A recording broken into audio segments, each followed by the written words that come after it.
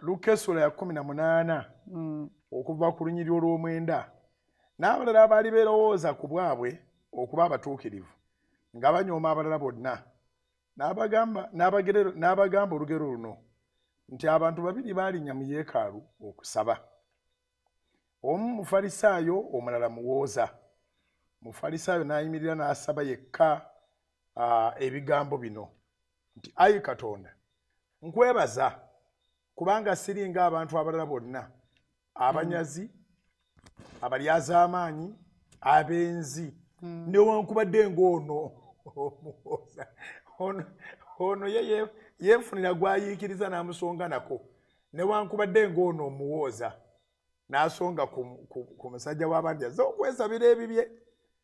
Ole 12 Luka 18 ntandikire ku lwamwenda kati nnuse ku 12. Nsiiba emirundi ebiri mu ssabbiiti mpaayo ekitundu eky'ekkumi ku byonna bye nfuna.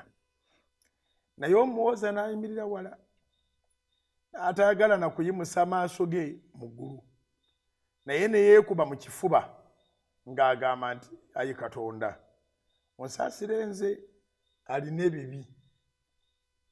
Mbagamba nti oyo yekka okuddayo mu nnyumba ye ng'aweereddwa obutuukirivu okusinga oli, kubanga buli eyeegulumiza alitowazibwa n'oyo eyeetowaza aligulumizibwa. Ndeese ebigambo ebyo Luka 18 okuva ku lw'omwenda okutuuka ku 14 okukaatiriza ekigambo Susan Makula kyayogedde nti olumu bwe yayingira mu church obuzibu obwaliwo bwebwo teyasanga ebigambo byakisa. Ebigambo by'ekisa oluusi gye tubisuubira tebibaayo, naye olina okuba nga tosuubiridde mu muntu, naye ate n'omuntu alina okwegendereza nti yakiikiridde gwe bazze banoonya.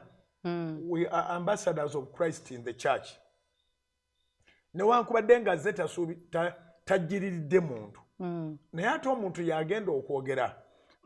Musumba kangambe nti omuntu eyalokoka bw'oba oli mu church manya otera okugamba abantu okukyuka okubuuza ku neighbor nti omuntu omupya ono ali mu church gw'olabyawo nga bujjo tomulaba gwe ashawe.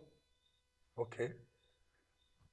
Si asharinga kumutuuza butuuza naye mu bwakabaka bwa Katonda. Yes, gwayaniriza.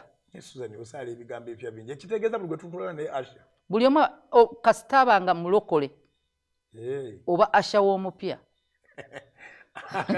Akatebe k'abatali balokole tuyita abalokole n'abatali balokole. Akatebe k'abatali balokole tekuli asha. Tekuli asha. Kati omusumba ye asha. All right. Kubanga azze gwe statement yo gy'onooyogera ye mukuumawo w'okufuluma okumanya nti wano tewali ssuubi oba weeriri. Gwe neighbor gwategeerera nti ali mu kyaki yabalokole oba si yabalokole, oba ali mu balokole ab'ekika ekyo agambe abalokole baŋŋambo abalokole bambala bwe bati, kubanga gwe gwasanzeemu bw'oli. Era singa abadde mu kiti kya Yesu yandikufulumiza singa alaba nga by'olina tebigasa. Kubanga Yesu bwe yayingira yeekaalu ng'ebikolebwamu si bya mu yeekaalu. Era olwaleero singa Yesu abadde ajja physically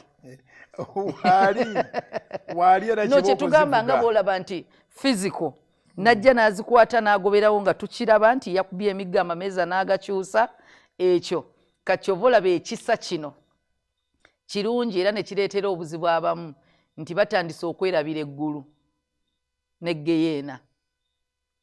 Balowooza Yesu tannatuusa kudda. You mean the grace? Yes, the grace. Nti grace eno engeri gy'eriwo abantu tebakyalowooza ku ggulu na ggeyeena, era tebalowooza nti Yesu adda mangu, era tebakkiriza nti basobola okufa sekendi eddako. Basobola okufa nga tazze, basobola okuvaawo either way. Anti osobola okuvaawo nga tofunye kadde keenenya kakyuka. Kati ng'ekisolooza weekiri paka nkya kumba ogenda kiro kya leero. So omuntu yenna bw'ajja mu church saba nnyo Katonda ng'ogenda mu church ku makya oba essaawa zonna z'ogendamu akukozese. Togenda linnya ku kituuti kubuulira njiri, naye akukozese obuulire enjiri omupya ayinza okuba nga azze mu church.